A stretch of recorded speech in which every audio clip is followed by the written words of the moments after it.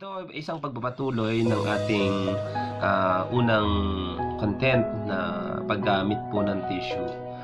Bukod po sa paggamit ng tissue, ay maaari din po nating iwasan ang paggamit po ng handkerchief. Ito po yung handkerchief natin. O panyo. Ang iba po kasi gumagamit ng panyo or ng towel. Ginagamit po nila itong pang sila or pag-aalis ng sipon. So, para po sa akin, ang paggamit po ng panyo o handkerchief sa pagsisinga ay hindi po ito nakakabuti, lalo na po kung kayo po ay nasa loob ng tahanan. Ang paggamit po ng handkerchief, lalo na po kung kayo po ay may sipon, ay dapat po nating iwasan sapagkat ito po ay maaaring isa sa dahilan ng pagkalat o pagkahawa ng ibang miyembro ng ating pamilya.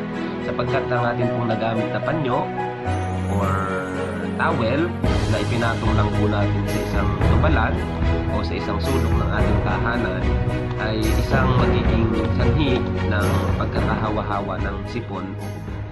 At ito po ay aking isang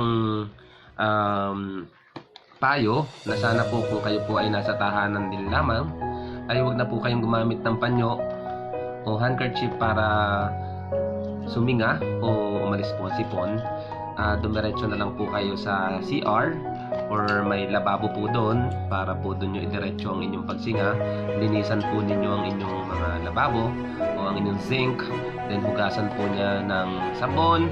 At pagkatapos nyo pong suminga, of course, ay gumamit po kayo ng sabon. Ito po, kung wala man po kayong ibang brand ng sabon, pwede po kayong gumamit ng Safeguard para po malinisan nyo po ng wasto ang inyong mga kamay. At pagkatapos nyo rin po gumamit ng sabon, paglabas po nyo ng pinto ng inyong CR, sa inyong CR, ay gumamit po kayo ng alcohol para po